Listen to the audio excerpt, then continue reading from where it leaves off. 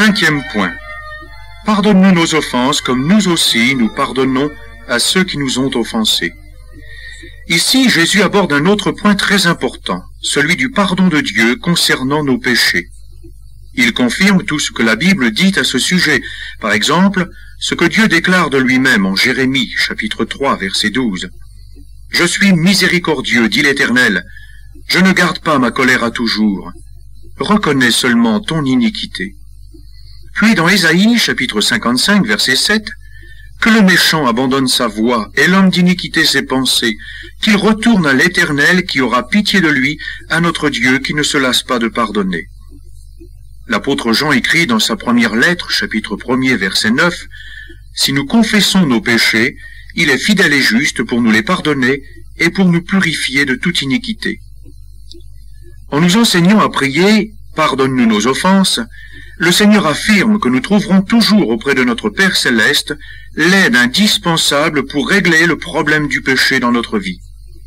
Mais il met aussi en évidence une règle immuable qui devra être respectée scrupuleusement, sinon la situation sera bloquée.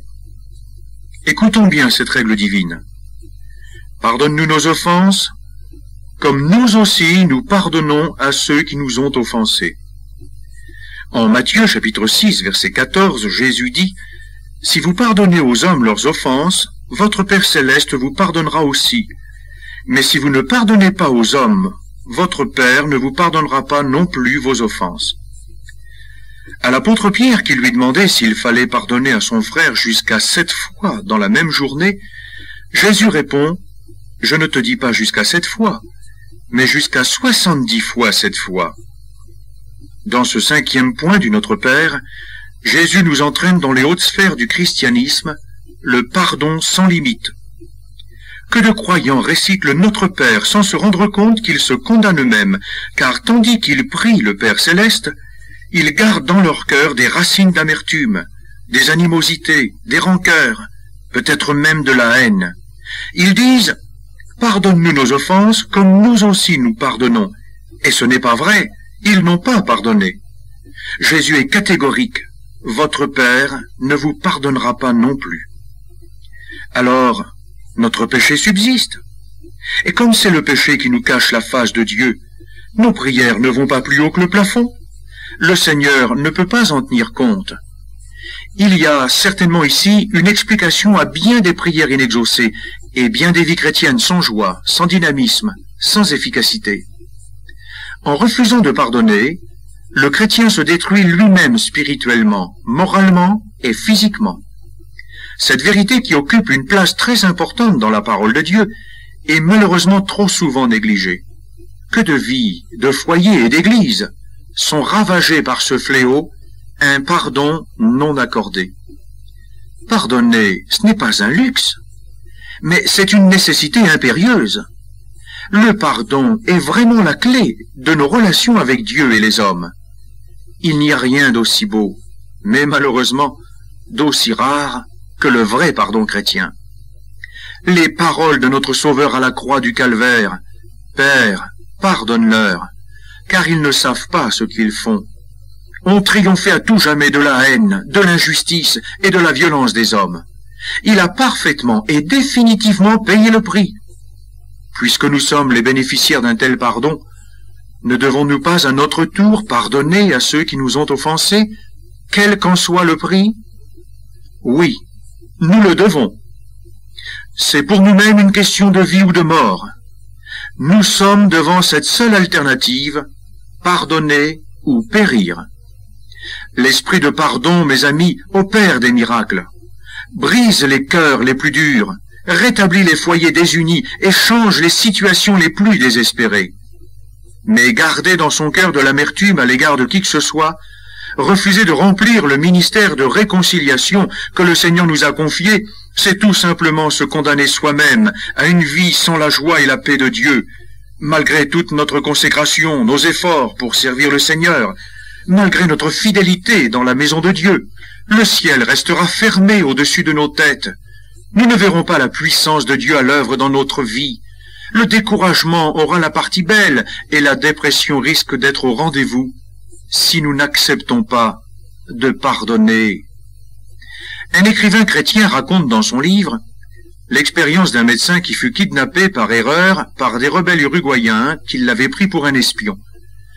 Après avoir été libéré, le docteur raconta comment il s'était comporté pendant sa captivité. Il avait passé tout son temps à prier et à étudier sa Bible. En parcourant le Nouveau Testament, il avait dressé une liste de 90 exhortations auxquelles un chrétien devrait obéir et de 70 choses à éviter. Il avait pris des notes telles que « Aimez vos ennemis, faites du bien à ceux qui vous maltraitent ». Puis il avait cherché à mettre en pratique ce qu'il avait lu. Les résultats d'une telle attitude furent que ses ravisseurs, touchés par sa bonté à toute épreuve, le relâchèrent. Chacun a entendu parler de Corrie ten Boom, qui a été internée pendant la guerre au camp de Ravensbrück, où sa sœur Betty est décédée. Bien des années après sa libération, elle fut amenée par le Seigneur à pardonner à l'un de ses gardiens tortionnaires, qui était venu à l'une de ses conférences pour lui demander, en lui tendant la main, si elle voulait bien lui pardonner le mal qu'il lui avait fait. Devant cette main tendue, Corrie ten Boom cria intérieurement au Seigneur pour lui demander son aide dans cette situation difficile, et elle reçut la force de pardonner. Elle écrivit également à l'homme qui avait dénoncé sa famille et avait ainsi provoqué la mort de son père octogénaire, de son frère, de son neveu, et de l'emprisonnement de sa sœur et d'elle-même. « J'en ai beaucoup souffert, lui écrit-elle, mais je vous ai tout pardonné. Petit exemple du pardon et de l'amour de Jésus. C'est lui qui vit dans mon cœur, et c'est pourquoi je peux vous pardonner. Jésus entrera aussi dans votre cœur et fera de vous son enfant, si vous lui confessez vos péchés. Sur la croix du calvaire, il a payé la dette de vos péchés et des miens. » Plus tard, cet homme répondit, « J'ai prié, Jésus, si tu peux mettre dans le cœur de l'un de tes disciples un tel amour pour son ennemi, alors il y a un espoir pour moi. Je lui ai confessé mes péchés. Maintenant je sais que je suis un enfant de Dieu, purifié par le sang de Jésus. » Et Corrie ten Boom de continuer, « C'est ainsi que Jésus a pu m'utiliser pour sauver l'âme de l'homme que j'avais tant haï. » Ce même jour, cet homme envoya un message à sa femme disant « Pardonne-moi tous mes crimes. Certes, comme moi, tu n'en as pas la force, mais c'est Jésus qui l'a, cette force. Si nous ne voulons pas pardonner, nous ne serons pas pardonnés nous-mêmes. » Mais si Corrie ten Boom croyait avoir fait le plus difficile dans le domaine du pardon, une autre expérience lui démontra que l'on n'a jamais fini d'apprendre à pardonner. Elle écrit « Des amis chrétiens que j'aimais et en qui j'avais une pleine confiance firent à mon égard quelque chose qui me heurta profondément. Vous pensez qu'après avoir surmonté la haine du gardien nazi, pardonner à ces gens-là serait un jeu d'enfant? Pas du tout. Pendant des semaines, je bouillonnais intérieurement. Finalement, je demandai à Dieu d'accomplir à nouveau son miracle en moi, et il se produisit. J'avais pardonné à mes amis, et j'avais retrouvé mon Père céleste. Pourquoi alors le souvenir de la faute de ces amis me revenait-il continuellement, me réveillant même la nuit? « Père, criai-je alarmé, aide-moi, je t'en supplie. » Et son aide vint sous la forme d'un ami américain qui vint me rendre visite en Hollande. Et là, il rencontra les amis en question. « Sont cela les gens dont vous m'avez parlé ?» me demanda-t-il lorsqu'ils furent partis. « Oui, lui répondis-je, avec une certaine suffisance. Vous voyez, je leur ai tout pardonné. Ils disent qu'il n'y a rien à pardonner. Ils nient qu'il y ait jamais eu quelque chose. Mais moi, je peux le prouver. J'ai tout ici, noir sur blanc. J'ai ici toutes les lettres, je les ai gardées. « Corrie, » me dit mon ami en me prenant le bras et en fermant le tiroir. « N'avez-vous pas dit que vos péchés sont au fond de la mer? Et ceux de vos amis restent gravés là, noir sur blanc ?» Il s'ensuivit une minute d'angoisse pendant laquelle je ne parvenais pas à retrouver la voix. « Seigneur Jésus, murmurai-je finalement, toi qui ôtes les péchés, pardonne-moi d'avoir conservé pendant tant d'années des évidences contre les autres. Seigneur, donne-moi ta grâce, pour que je puisse brûler tous ces noirs sur blanc, et que ce soit pour toi comme un sacrifice de bonne odeur et pour ta seule gloire. » Ce soir-là, je ne me suis pas couché sans avoir trié les papiers qui se trouvaient dans mon bureau et d'en avoir extrait toutes ces lettres. Puis je fis une joyeuse flambée dans mon petit fourneau. Quand nous apportons nos péchés au Seigneur Jésus, non seulement il nous pardonne, mais il fait comme si ces péchés n'avaient jamais existé. Voici quelques exemples qui démontrent que le pardon n'est pas une question d'émotion, mais c'est une décision. Ce n'est pas un sentiment, mais un acte de volonté. À nous de vouloir, et à Dieu le pouvoir. Trop de chrétiens disent « Je ne peux pas lui pardonner ». Mais, mes amis, vous prenez le problème à l'envers. Nous sommes devant une règle divine enseignée par Jésus dans le Notre Père, et nous devons lui obéir. Il ne s'agit pas de savoir si nous pouvons pardonner, il s'agit de savoir si nous voulons pardonner. Nous devons capituler et faire taire nos sentiments d'amertume et d'animosité. Il faut que nous nous présentions devant notre Père en disant « Oui, d'accord, je veux lui pardonner, mais Père, tu sais que je ne le peux pas. Alors donne-moi la force de le faire parfaitement, Seigneur. » Et si vous vous imprégnez chaque jour de cette bonne volonté en demandant au Seigneur de vous aider, le miracle s'accomplira automatiquement et vous retrouverez votre communion avec votre Père Céleste. Le ciel sera de nouveau ouvert pour vous. Oh, si tous, nous commencions à saisir ce glorieux privilège de pardonner, comme Dieu nous a pardonné en Christ, il en résulterait une action tellement puissante du Saint-Esprit qu'une multitude de vies seraient libérées, que des frères et sœurs seraient réconciliés et des corps seraient guéris, des âmes seraient sauvées. L'Église retrouverait son premier amour et le Seigneur serait souverainement glorifié.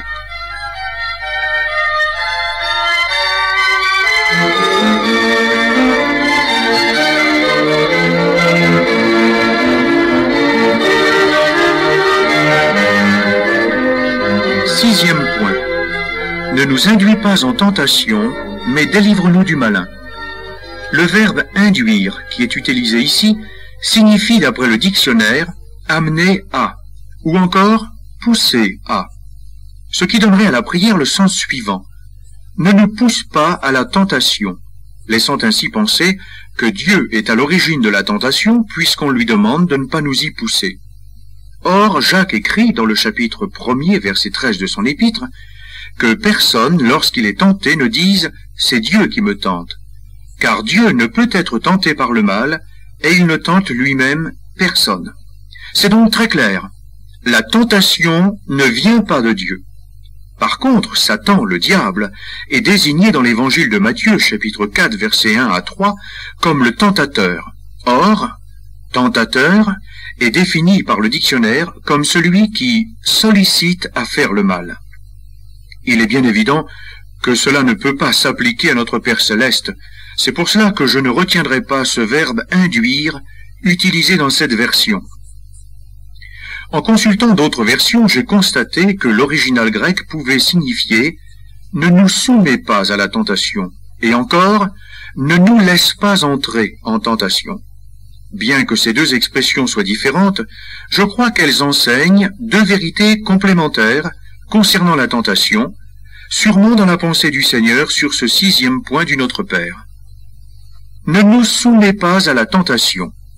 Le verbe soumettre signifie mettre ou placer sous l'autorité de quelqu'un, d'une chose ou d'une loi. Chacun se souvient de l'expérience de Job. Alors que les fils de Dieu se présentent devant l'Éternel, Satan vint au milieu d'eux. Dieu rendit témoignage de la fidélité de son serviteur, mais Satan accusa Job de servir Dieu par intérêt, réclamant le droit de l'éprouver, de le tenter de maudire Dieu, comme la femme de Job, exaspérée, le lui conseillera. Rappelez-vous aussi les paroles de Jésus à l'apôtre Pierre. « Simon, Simon, Satan vous a réclamé pour vous passer par le crible. » Nous voyons que Satan voulait placer ces deux hommes sous sa force, pour les terrasser. Dieu accepte ce combat pour ses serviteurs, mais en les équipant et en limitant le pouvoir du diable. L'apôtre Paul écrit dans sa première lettre aux Corinthiens, chapitre 10, verset 13, « Aucune tentation ne vous est survenue qui n'ait été humaine, et Dieu, qui est fidèle, ne permettra pas que vous soyez tentés au-delà de vos forces. Mais avec la tentation, il préparera le moyen d'en sortir, afin que vous puissiez la supporter. » Ce qui est arrivé à Job était donc à sa mesure, car Dieu n'aurait jamais admis que son serviteur soit débordé. Vous noterez que ce qui ressort de 1 Corinthiens chapitre 10 verset 13, ce n'est pas que Dieu ne permette pas que nous soyons tentés, mais que la tentation ne dépasse pas nos forces. Ce qui rejoint le premier sens de la prière formulée par Jésus, ne nous soumet pas, c'est-à-dire ne nous place pas sous l'autorité de la tentation, ne permet pas qu'elle soit plus forte que nous lui soyons inférieurs. En cela, nous pouvons être parfaitement rassurés, car le texte aux Corinthiens dit que Dieu est fidèle, et il ne permettra pas que nous soyons tentés au-delà de nos forces. C'est ce que Job a expérimenté en son temps. À Satan qui le réclamait, Dieu répond « Je te le livre, mais ne porte pas la main sur lui. » Et Satan ne pourra rien faire de plus que ce que Dieu lui autorise. Job est plus fort que ce qui va lui arriver. Quant à l'apôtre Pierre, que Satan réclamait, il sortira vainqueur de ce temps difficile, car Jésus lui a dit « J'ai prié pour toi, afin que ta foi ne défaille point. » Gardons bien dans notre cœur que Jésus ne nous a pas enseigné dans le Notre Père à demander de ne pas être tenté, mais à demander la grâce d'être plus fort que la tentation. Car tant que nous serons sur la terre, il est impossible que nous ne soyons pas tentés. Satan est bien trop acharné à vouloir perdre les enfants de Dieu. Il s'est permis de tenter Jésus en personne, dans 3 grands domaines qui regroupent toutes les tentations que l'on peut rencontrer dans ce monde, et auxquelles nous ne saurions échapper. Tout d'abord, Satan s'approche de Jésus pour le pousser à changer les pierres en pain. Nous pouvons voir ici la tentation dans le domaine du matérialisme.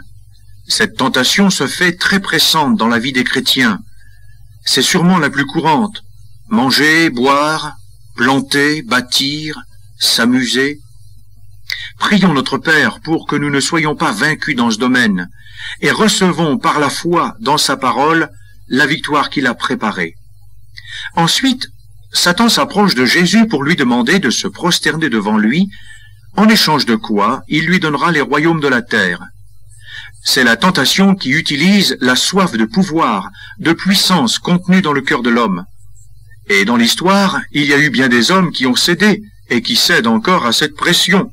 L'occultisme et la magie sont en recrudescence, par désir de pouvoir la plupart du temps. Puis enfin, le diable utilisera la parole de Dieu pour amener Jésus à se jeter depuis le haut du temple, affirmant que des anges le porteront sur leurs mains comme cela est écrit. Certains tordent le sens des Écritures pour leur propre ruine, écrit l'apôtre Pierre. Quand Satan ne peut pas empêcher un être de servir Dieu, il essaie de le pousser dans le fanatisme en utilisant son besoin de surnaturel et de miraculeux. Mais dans tous ces domaines, nous avons la possibilité de sortir victorieux, notre Père Céleste ne permettant jamais que nous soyons placés sur un plan inférieur à ces tentations, que nous leur soyons soumis, mais il permettra que nous soyons toujours au-dessus, par le moyen de la prière, afin d'en sortir affermis et inébranlable. Le chrétien est plus grand que tout ce qui peut lui être opposé, et il ne sera jamais terrassé s'il a recours à son Père céleste. Ne nous laisse pas entrer en tentation. Le sens de cette phrase nous est donné par Jacques, chapitre 1er, verset 14. Chacun est tenté quand il est attiré et amorcé par sa propre convoitise. Si je prends l'exemple de quelqu'un qui a un penchant coupable pour l'alcool, l'intéressé devra veiller à ne rien faire qui puisse l'exposer à une rechute. Si au lieu de veiller attentivement à se tenir éloigné de son point faible, il s'expose par une attitude inconsciente, il entre en tentation, amorcé par sa propre convoitise. C'est alors que le 6e point du Notre Père pourrait être paraphrasé par « Donne-nous la sagesse et l'intelligence de nous tenir à l'écart de ce qui amorce nos convoitises. » Malheureusement, bien des chrétiens se conduisent comme des insensés. Selon l'expression bien connue, ils jouent avec le feu. L'apôtre Paul disait qu'il tenait tout son corps en bride. Prions pour que notre Père nous donne de savoir nous discipliner pour ne pas donner d'accès au diable. N'hésitons pas à nous séparer de ce que nous savons dangereux pour notre vie spirituelle. Si ton œil est une occasion de chute, dit Jésus, arrache-le et jette-le loin de toi. Car il est avantageux pour toi qu'un seul de tes membres périsse et que ton corps entier ne soit pas jeté dans la géhenne. Il y a des lectures que l'on fait, des films que l'on regarde au poste de télévision, peut-être même que certains font le déplacement dans une salle de cinéma pour les voir. Et ce sont autant de poisons pour notre âme et des ferments de tentation. Puisque nous savons comment notre nature humaine réagit dans certaines situations, ayons la sagesse de les rejeter loin de nous, quitte à passer pour des puritains. C'est de toute façon bien préférable que de perdre sa communion avec Dieu. C'est sûrement dans le domaine de la vue, de la vision, que le plus grand danger subsiste. Vous avez remarqué que dans le jardin d'Éden, Ève a été tentée par ce moyen. Il est écrit, « La femme vit que l'arbre était bon à manger et agréable à la vue. » Soyons très vigilants. Notre Père qui es aux cieux ne nous laisse pas entrer en tentation. Il faut remarquer encore ce que dit Jacques au sujet de la tentation qui amorce la convoitise. C'est que lorsque la convoitise a conçu, elle enfante le péché. Il faut donc savoir que la tentation n'est pas le péché. L'Épître aux Hébreux, chapitre 4, verset 15, affirme que Jésus a été tenté comme nous en toutes choses sans commettre de péché. Mais nous pouvons remarquer, dans l'épisode de la tentation au désert, que pour remporter sa victoire sur la tentation, Jésus a utilisé comme moyen de défense la parole de Dieu. À chaque tentation de Satan, Jésus répondait « Il est écrit ». Il démontrait qu'il reconnaissait l'autorité de la parole de Dieu dans sa vie et qu'il voulait lui obéir parfaitement, même si cela devait dans un premier temps lui demander de renoncer à ce qui est légitime, tel manger quand on a faim, et aussi le règne qui lui appartenait, pour attendre de recevoir ces choses de la part de son Père céleste et de personne d'autre. Voilà ce qui explique sa victoire sur la tentation et le péché, alors qu'Adam et Ève n'ont pas attendu. Ils se sont servis eux-mêmes et ont fait entrer le péché dans le monde. D'ailleurs, même la délivrance de la tentation et la victoire sur ces forces de ténèbres doivent nous venir du Père. C'est pourquoi Jésus ajoute dans sa prière « Mais délivre-nous du malin ». Combien de temps serons-nous exposés à ces assauts? Dieu seul le sait. Mais une chose est sûre, c'est que la prière comporte l'idée de délivrance. Or, cette délivrance du malin, le Seigneur nous l'a acquise par son sacrifice à la croix. Il a dépouillé les dominations et les a livrées publiquement en spectacle. C'est pourquoi nous pouvons confesser la victoire de Jésus, qui est la garantie absolue de notre triomphe, si nous plaçons toute notre foi dans cette vérité glorieuse. Sachons utiliser l'épée de l'Esprit comme Jésus l'a fait en face de l'adversaire. La parole de Dieu est vivante et tranchante. Soyons pleinement confiants dans la bonté de notre Père céleste, qui sait bien ce qui est bon pour nous, qui connaît la meilleure voie à suivre. Et rappelons-nous qu'il ne fait jamais d'erreur. Si donc parfois il permet à Satan de nous passer par le crible, comme pour Job, Pierre et bien d'autres, disons avec Paul que toute chose concourt au bien de ceux qui aiment Dieu, de ceux qui sont appelés selon son dessein. Il ne sommeille ni ne dort celui qui te garde. Ton nom est gravé sur la paume de ses mains et dans le livre de vie.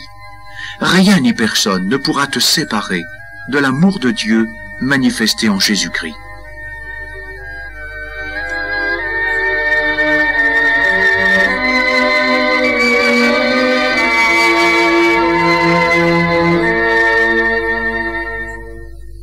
Septième point.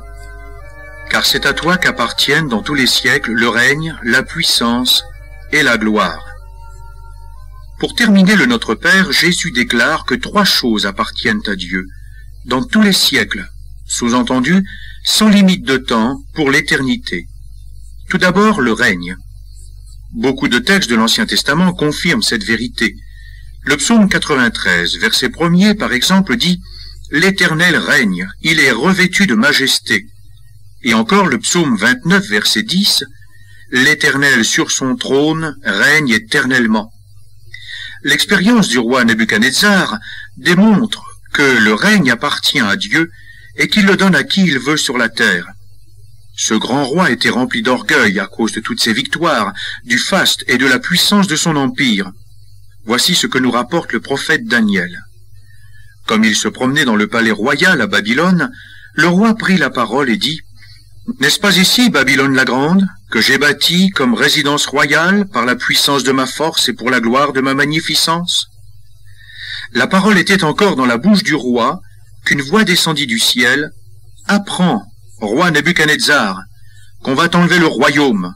On te chassera du milieu des hommes, tu auras ta demeure avec les bêtes des champs, jusqu'à ce que tu saches que le Très-Haut domine sur le règne des hommes et qu'il le donne à qui il lui plaît. » Après les 7 années vécues comme une bête dans les champs, Nebuchadnezzar a levé les yeux vers le ciel, reconnaissant que la domination du Très-Haut est une domination éternelle, et que son règne subsiste de génération en génération. Et il ajoute, « Il n'y a personne qui résiste à sa main et qui lui dise, « Que fais-tu » » Ce qui signifie que notre Père Céleste est le maître absolu de l'histoire, et qu'il contrôle parfaitement tous les événements de ce monde. Les hommes ne veulent pas admettre une telle vérité, elle leur déplaît, elle les gêne. Et quand ils l'écoutent, c'est pour la transformer en accusation. Pourquoi Dieu, alors, n'intervient-il pas de façon à empêcher les injustices, les guerres, les famines et toutes les souffrances auxquelles les hommes sont exposés, disent-ils. À cela je répondrai qu'il ne suffit pas de vouloir voir Dieu exercer son règne seulement pour nous éviter les conséquences de nos inconséquences. Il est nécessaire de se rappeler que lorsque Dieu a envoyé son Fils unique Jésus pour annoncer son royaume, les hommes ont crié le jour de son procès « Crucifie-le » parce que les hommes préfèrent de beaucoup le règne de l'argent sur leur cœur, le règne du plaisir et de tout ce qui est compris dans le matérialisme. Ils ne veulent pas du règne de Dieu dans leur vie pour les conduire dans les moindres détails de leur existence. Ils ne veulent pas se soumettre et obéir au Créateur. Mais nous, chrétiens, nous devons nous rappeler que nous avons, par notre conversion, accepté le règne de notre Père Céleste sur nos vies et lui obéir ici-bas avec joie, car c'est un règne d'amour. Et bientôt nous verrons le roi de gloire revenir pour montrer aux nations que le règne lui appartient réellement, et il l'imposera selon la prophétie d'Ésaïe qui dit « Il pètera les nations avec une verge de fer ». Mais en attendant, réjouissons-nous dès maintenant de ce que le règne lui appartient, car cela signifie pour nous qu'aucun régime, qu'aucun gouvernement, qu'aucune puissance ne pourra jamais prendre autorité sur nos vies, puisque nous appartenons au roi des rois, qui est le maître absolu de l'histoire, et qui change à sa convenance les temps et les circonstances, comme autrefois pour Daniel, auquel Dieu avait révélé le secret du roi Nebuchadnezzar, en sorte que, de condamné à mort qu'il était, Daniel a été élevé à la seconde place du royaume. Notre Dieu fait ce qu'il veut. Le règne lui appartient pour toujours. La deuxième chose qui appartient à Dieu, c'est la puissance. Nebuchadnezzar se vantait d'avoir bâti Babylone par la puissance de sa force. Il était fier de sa grande puissance, qui lui assurait la domination sur tous les peuples qu'il affrontait. Qui dit puissance, cependant, dit orgueil. Donnez de la puissance à un homme, et vous connaîtrez son véritable caractère. Plus il sera puissant, et plus il se révélera tel qu'il est en réalité. Croyant avoir tous les droits, se plaçant au-dessus des lois, écrasant ceux qui osent lui résister. Que ce soit au niveau d'un homme, d'une classe, d'une race ou d'une nation, ceux qui ont de la puissance asservissent et tyrannisent. C'est pourtant folie que de se glorifier de la puissance que l'on possède, car la vérité nous est annoncée par Jésus. La puissance appartient à Dieu comme pour le règne, et il la donne à qui il veut. Après sa mise à l'écart des affaires du royaume et son expérience de repentance, Nebuchadnezzar écrit « Je fus rétabli dans mon royaume, et ma puissance ne fit que s'accroître. Maintenant, moi, Nebuchadnezzar, je loue, j'exalte, et je glorifie le roi des cieux, dont toutes les œuvres sont vraies. » Cependant, la puissance de ce conquérant était limitée, tout comme celle des grands de ce monde de notre XXe siècle. Mais la Bible nous montre l'extraordinaire puissance de notre Père Céleste. Il a créé les cieux et la terre. Il a donné le souffle à tout ce qui vit. Les constellations sont l'œuvre de ses mains. la beauté, l'harmonie, l'équilibre, l'infinie variété des espèces sont l'expression de sa merveilleuse sagesse et de sa grande puissance. Sa puissance, notre Père l'a conférée à son Fils unique, Jésus, qui l'a exercée sur la terre pour le salut, la guérison, la délivrance des malheureux. Jésus a dit, « Les œuvres que je fais, c'est le Père qui les fait en moi. » Et ainsi, nous voyons la puissance du Très-Haut se manifester sur la matière. Jésus multiplie les pains et les poissons pour nourrir une foule. Il commande au vent et à la mer et ils obéissent. Il commande aux esprits méchants de se retirer, et même s'ils sont 2000, comme dans le cas du possédé de Gadara, il s'enfuit. Devant le tombeau de Lazare, il s'écrie « Lazare, sors !» Et le mort sortit. Il guérit les paralytiques, redonne la vue aux aveugles, purifie les lépreux. Sa puissance est sans limite. Alléluia! La Bible tout entière rapporte les prodiges accomplis par la puissance de notre Dieu. Ils démontrent tous son extraordinaire puissance, s'exerçant sur toutes choses, sans exception. En considérant tous ces hauts faits accomplis par notre Père en faveur de ceux qui le servent, ne devons-nous pas chasser toute crainte de nos cœurs, puisque nous savons encore qu'il est immuable, qu'il n'y a en lui aucun changement, ni ombre de variation, et comme l'a dit le prophète Ésaïe, l'Éternel manifestera sa puissance envers ses serviteurs. Avant d'aborder la troisième pensée de ce 7e point du Notre Père, je voudrais faire remarquer que Jésus a relié les 6 premiers points au 7e par la conjonction « car ». Cette conjonction, dit le dictionnaire, donne l'explication, la cause de la proposition avancée. Elle pourrait donc être remplacée par « parce que », qui exprime aussi la cause. Le Seigneur nous enseigne donc que les 6 premiers points s'accompliront nécessairement parce que le règne et la puissance appartiennent à notre Père. C'est donc la garantie d'un exaucement certain de la prière ainsi formulée. Parce que le règne et la puissance appartiennent à notre Père, rien ni personne ne pourrait l'empêcher d'accomplir les 6 premiers points. Passons maintenant à la troisième pensée. C'est à toi qu'appartient la gloire. La gloire, c'est l'honneur d'une renommée brillante que méritent les vertus, les talents ou les grandes actions. Certains hommes se sont couverts de gloire par leur conquête militaire, par le talent artistique, par leurs recherches scientifiques qui ont débouché sur des découvertes salutaires pour l'humanité, ou par la force musculaire qui a fait d'eux des champions. Mais un homme ne peut donner que ce qu'il a reçu. C'est Dieu qui donne le talent, la force, l'intelligence, les capacités. Paul écrivait aux Corinthiens, « Notre capacité vient de Dieu ».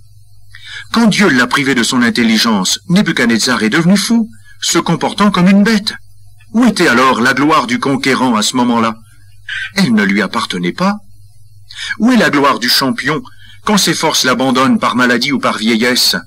Où est la gloire de l'artiste peintre s'il perd l'usage de ses yeux? Où est la gloire de la femme du monde, fière de sa beauté, quand la vieillesse la couvre de rides et que son corps est déformé par les rhumatismes? Non, la gloire n'appartient pas aux hommes. Elle leur est prêtée pour un temps. Et qu'en font-ils? Une source de jouissance et de profit. Ils la gardent pour eux-mêmes, sans avoir la moindre reconnaissance à l'égard de leur Créateur, qui leur a donné, dans sa bonté, les capacités qui les a portés au sommet. Tel Hérode, qui après avoir harangué les Tyriens et les Sidoniens, accepta pour lui-même l'hommage de la foule qui criait « Voix d'un Dieu et non d'un homme ». Il fut frappé par un ange et expira rongé par les vers parce qu'il n'avait pas donné gloire à Dieu. Le Seigneur a fait des dons aux hommes. Dans la mesure où ceux-ci les utiliseront avec sérieux, ils réussiront et seront honorés et glorifiés, dans ce sens qu'ils acquerront une brillante renommée. Mais ils ne doivent pas oublier que cela vient de Dieu et ils doivent le glorifier en le proclamant avec reconnaissance, car sans Dieu, les hommes ne sont rien, qu'ils le veuillent ou non. Et si ce n'était son amour et sa grande patience, il les aurait déjà tous terrassés par sa gloire. Personne ne peut regarder bien en face le soleil à midi. Eh bien, la gloire de Dieu est infiniment plus resplendissante, donc insupportable à l'homme. Nul ne peut le voir et vivre. N'oublions jamais que quel que soit le succès que nous pourrions avoir dans notre vie, cela vient de Dieu. Soyons reconnaissants. On raconte que Jean-Sébastien Bach avait composé un morceau merveilleux. Après l'avoir écouté, l'auditoire acclamait le musicien, et un prince qui était là, les larmes aux yeux, félicitait chaudement Jean-Sébastien Bach. C'est alors que celui-ci répondit au prince, « Rien de moi, tout vient de lui. » Oui, la gloire appartient à notre Dieu seulement. Toute la terre est remplie de sa gloire, nul n'est grand comme l'Éternel. Et Jésus nous a dit que c'est notre Père. Bientôt, il nous fera entrer dans sa gloire. Il nous prépare une place, et quand elle sera prête, il viendra nous chercher, il l'a promis. En attendant, servons-le fidèlement et aimons-le. Amen.